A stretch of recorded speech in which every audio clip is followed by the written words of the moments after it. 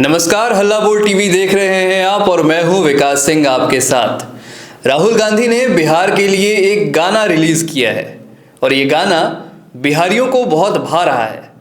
राहुल गांधी आने वाले कुछ दिनों में बिहार आने वाले हैं और वो बिहार आके क्या गुल खिलाएंगे, इस पर अधिक बात करने के लिए हमारे साथ मौजूद हैं हल्ला बोल टीवी के संपादक दीपक शर्मा।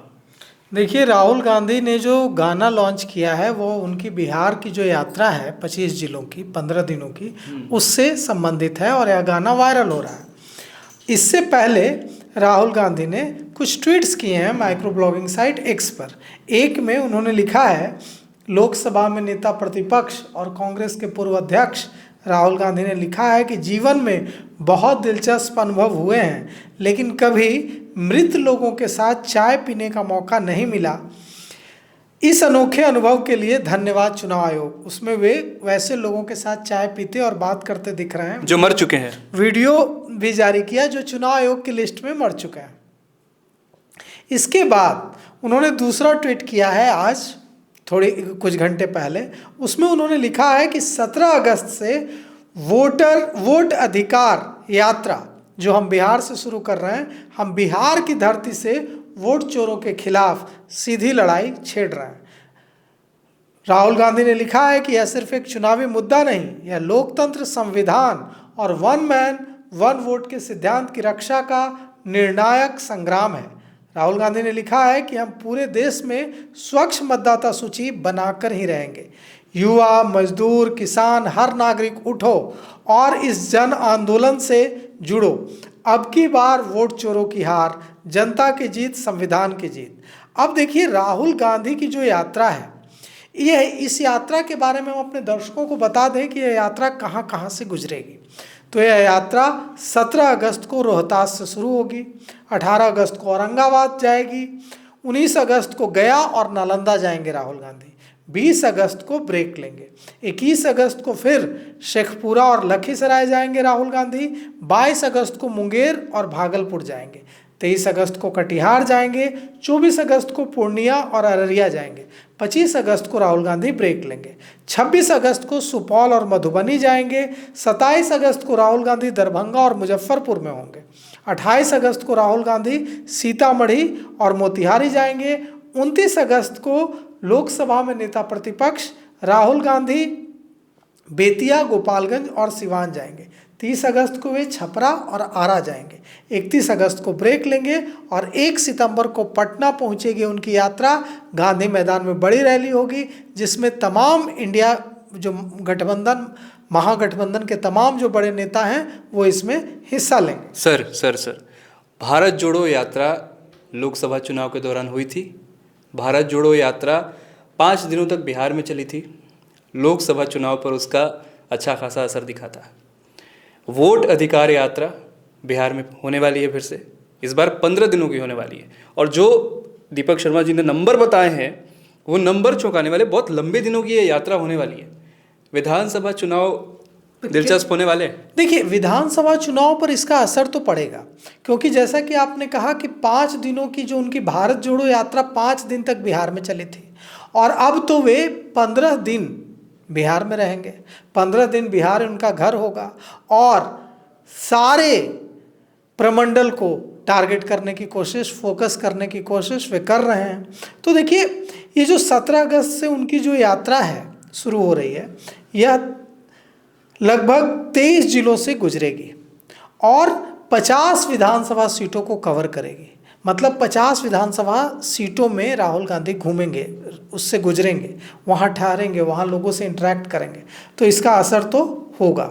शाहाबाद जाएंगे, मगध, अंग, कोसी, सीमांचल, मिथिला, तिरहुत और सारण में घूमेंगे। 50 विधानसभा सीटों में घूमेंगे। उनमें से उन 50 विधानसभा सीटों की बात करें जहां राहुल गांधी जाएंगे अपनी इस यात्रा के दौरान, तो उसमें से 2020 विधानसभा चुनाव में 50 में से 23 सीटें महागठबंधन जीता था। कांग्रेस 50 में से 20 सीटों पर लड़ी थी। जिन 50 सीटों विधानसभा सीटों से होकर राहुल गांधी गुजरेंगे, राहुल गांधी जाएंगे, उनमें से 50 में से 20 सीटों पर पिछली बार कांग्रेस लड़ी थी और 20 सीटों में से 8 सीटों पर कांग्रेस को जीत हासिल हुई थी।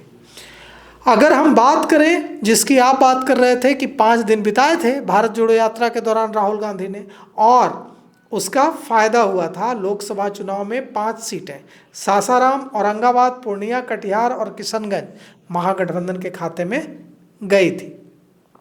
विधानसभा की 30 सीटें इन लोकसभा क्षेत्रों में आती हैं जहां कांग्रेस को लगता है कि उसके लिए ज़मीन उपजाऊ है। शाहाबाद में देखिए, शाहाबाद ने बहुत ताकत दी है महागठबंधन को। शाहाबाद में एनडीए का खुट्टा उखड़ गया है, तो शाहाबाद में राहुल गांधी भी अपना पूरा पसीना बहाएंगे। वे रोहतास और भोजपुर के 4 विधानसभा क्षेत्रों में जाएंगे। शाहाबाद की राजनीति की बात करें तो यहाँ कुशवाहा बहुत अहम रोल प्ले करते हैं, राजपूत उम्मीदवार अहम रोल प्ले करते हैं, अति पिछड़ा मतदाता बेहद अहम रोल प्ले करते हैं। और यही कारण है कि राहुल गांधी लगातार अति पिछड़ों की बात कर रहे हैं, ईबीसी की बात कर रहे हैं। देखिए, अगर हम 2020 की तो बात हमने की कि 2020 में शाहाबाद ने महागठबंधन को बहुत ताकत दी, लेकिन 2015 की बात करें जब जेडीयू, आरजेडी, कांग्रेस सब मिलकर लड़े थे, तो 22 में से 16 सीटें महागठबंधन जीत गया था और एनडीए को महज 5 सीटों से संतोष करना पड़ा था। 2020 का आंकड़ा देखें तो महागठबंधन को शाहाबाद की 22 में से 19 सीटों पर जीत मिली थी। 2020 में कांग्रेस इन 22 सीटों में से 5 सीटों पर उतरी थी मैदान में और 4 सीटों पर जीत मिली थी। राहुल की गांधी की कोशिश इस बार होगी कि शाहाबाद में साध लिया जाए। अब देखिए, अगर हम शेड्यूल तो हमने बताया कि राहुल गांधी कहाँ जा रहे हैं, लेकिन सवाल यह नहीं उठता है कि राहुल गांधी कहाँ जा रहे हैं। यहाँ असली और अहम सवाल यह है विकास कि राहुल गांधी क्यों जा रहे हैं इन क्षेत्रों में। तो इसकी वजह यह है कि राहुल गांधी का फोकस नीतीश कुमार के वोट बैंक पर है। मगध में राहुल गांधी देखिए 11 विधानसभा में घूमेंगे और ये जो 11 विधानसभा सीटें हैं इनमें उनका फोकस उसी जाति पर है, उन्हीं जातियों पर है जो नीतीश कुमार के वोटर्स रहे हैं। राहुल गांधी को लगता है कि ये जो नीतीश कुमार के वोटर्स हैं इनको तेजस्वी यादव महागठबंधन के पाले में नहीं ला सकता है। कौन है वो वोटर्स? वो वोटर हैं कुर्मी, कोयरी, दलित, मल्लाह और सवर्ण। प्रशांत किशोर को कॉपी करते हुए नजर आ रहे हैं? नहीं, प्रशांत किशोर को कॉपी नहीं कर रहे हैं। बात महागठबंधन के लिए बड़ी दिलचस्प है। दिलचस्प इसलिए है कि महागठबंधन में सबसे बड़ा राजनीतिक दल कौन है? तो सबसे बड़ा राजनीतिक दल राष्ट्रीय जनता दल है। लेकिन राष्ट्रीय जनता दल की एक बड़ी कमजोरी है कि उसके साथ यादव और मुस्लिम जितनी मजबूती से खड़े होते हैं, उनकी जितनी ताकत लगाते हैं, उसे देखकर बाकी की जातियां छिटक जाती हैं। सिर्फ यादव और मुस्लिम ही रह जाता है, तो बाकी की जातियों को डर लगने लगता है। कुर्मी, कुशवाहा, सवर्ण सब डर जाते हैं। पचपनिया जो जिसको कहते हैं सब डर जाते हैं। और यही वजह है कि नीतीश कुमार के साथ तमाम एंटी इनकम्बेंसी के बावजूद ये जो कुर्मी, कोयरी, कहार, मल्लाह और सवर्ण वोटर हैं, दलित वोटर्स हैं, ये मजबूती से खड़े रहते हैं। तो नीतीश कुमार का वोट बैंक खींचने की कोशिश है। नीतीश कुमार का वोट बैंक खींचने की कोशिश है। और मगध में राहुल गांधी मगध के 5 जिले जाएंगे। वो 5 जिले की 11 विधानसभा सीटों में जाएंगे और नीतीश कुमार के वोट बैंक को खींचने की कोशिश करेंगे, जिस वोट बैंक को तेजस्वी नहीं खींच सकते हैं। क्योंकि तेजस्वी से तो ये जातियां डरी रहती हैं। तेजस्वी, उन्हें डर लगता है कि अगर फिर से तेजस्वी यादव जो राष्ट्रीय जनता दल के युवराज हैं, वे अगर मुख्यमंत्री बन जाते हैं, लालू यादव के परिवार फिर से सत्ता में आ जाता है, तो उनके लिए उनके साथ वही सब होने लगेगा जो एक समय होता था। इतने वर्षों में लालू यादव, तेजस्वी यादव इस चीज़ को नहीं कर पाए, तो राहुल गांधी के अंदर ऐसी कौन सी हिम्मत आ रही है जो वो इस चीज़ को करना चाहते हैं? नहीं, देखिए, तेजस्वी यादव पर जो बैगेज है वो बैगेज राहुल गांधी पर नहीं है। जो बर्डन तेजस्वी यादव पर है वो राहुल गांधी के कंधों पर नहीं है, क्योंकि कांग्रेस राज में अपराध का ग्राफ या नहीं था जो लालू प्रसाद यादव और राबड़ी देवी के राज में था। तो जंगल राज का टैग कांग्रेस लंबे समय तक रही बिहार में, उन पर जंगल राज का टैग नहीं है। 90 तक कांग्रेस की ही सरकार रही तो वो टैग नहीं था, दूसरी पार्टियों की भी सरकार रही, लेकिन 90 तक बड़ा पीरियड जो है वो उसमें कांग्रेस सत्तासीन रही, तो वो टैग तो नहीं था। लेकिन युवराज तेजस्वी यादव पर तो है। तो अब सवाल यह उठता है कि क्या ईबीसी को, क्या अपने दलितों को, क्या सवर्णों को तेजस्वी यादव जब नहीं ला पा रहे हैं तो राहुल गांधी ला पाएंगे? तो इसका जवाब है कि राहुल गांधी ही ला पाएंगे, क्योंकि राहुल गांधी यह बताएंगे कि सरकार जब बनेगी तो वह सरकार कांग्रेस के कंट्रोल में होगी। इसीलिए तो कल कृष्णा अल्लावरू ने कह दिया सासाराम में, जनता डिसाइड करेगी कि सीएम का कैंडिडेट कौन और जीतने वाले विधायक डिसाइड करेंगे, हम अभी नहीं बता सकते हैं कि मुख्यमंत्री कौन होगा। यही मैसेज देने की कोशिश है कि महागठबंधन की सरकार बनेगी तो जंगल राज नहीं आएगा, वो सरकार कांग्रेस के कंट्रोल में होगी, और वो सरकार फिर से जो मनमानी का आरोप था वह सारी चीज़ें जो लालू प्रसाद यादव और राबड़ी देवी के शासनकाल में जो चीज़ें हुई वो चीज़ें दोहराई नहीं जाएंगी, क्योंकि इस बार पूरी मजबूती से कांग्रेस उसमें भागीदारी सरकार में करेगी। अब देखिए यहाँ पर बात करते हैं सीमांचल की। सीमांचल में भी जा रहे हैं राहुल गांधी, और सुपौल में जा रहे हैं, दूसरे जिलों में जा रहे हैं, और वहाँ असदुद्दीन ओवैसी पहले से पसीना बहा रहा है। और असदुद्दीन ओवैसी की कोशिश है कि राहुल गांधी किशनगंज को छोड़कर जो बाकी 3 जिलों की 9 विधानसभा क्षेत्र है उसमें घूमेंगे, और वहाँ पूरी कोशिश करेंगे कि जो अल्पसंख्यक बहुल विधानसभा सीटें हैं वहाँ पर इंटरैक्ट करें अल्पसंख्यकों से और ओवैसी के प्रभाव को कम करें। देखिए सीमांचल में अल्पसंख्यक मतदाता बहुत ही क्रूशल, बहुत ही अहम रोल प्ले करते हैं। किशनगंज में 68% मुस्लिम मतदाता है, अररिया में लगभग 43% मुस्लिम मतदाता है, कटिहार में 45% मुस्लिम मतदाता है, पूर्णिया में लगभग 38% मुस्लिम मतदाता है, और ये 4 जिलों में 24 विधानसभा सीटें हैं, 12 विधानसभा सीटें मुस्लिम बहुल हैं।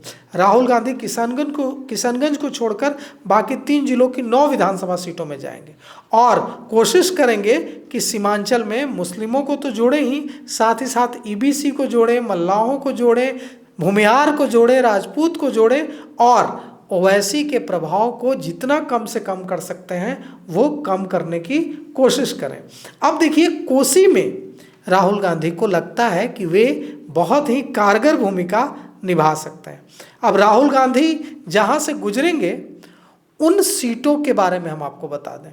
राहुल गांधी सासाराम विधानसभा सीट, चेनारी विधानसभा सीट, काराकाट विधानसभा सीट, औरंगाबाद, कुटुंबा, रफ़ीगंज, गुरुआ, गया, वजीरगंज, नवादा, वारसलीगंज, बरबीघा, शेखपुरा, लखीसराय, जमालपुर, सुल्तानगंज, नाथनगर, भागलपुर, गोपालपुर, बरारी, कोरहा, कटिहार, कदवा, बैसी, पूर्णिया, अररिया, फारबिसगंज, नरपतगंज, सुपौल, फुलपरास, झंझारपुर, मधुबनी, दरभंगा, गायघाट, मुजफ्फरपुर, रून्नीसैदपुर, सीतामढ़ी, रीगा, ढाका, मोतिहारी, सुगौली, बेतिया, गोपालगंज, सिवान, दरौंधा, इकमा, मांझी, छपरा, आरा, पटना साहिब, इन विधानसभा क्षेत्रों में जाएंगे और वहाँ के लोगों से इंटरेक्ट करेंगे। मिथिलांचल में भी जाएंगे, और मिथिलांचल में जाकर सीतामढ़ी भी जाएंगे, और वहाँ जाकर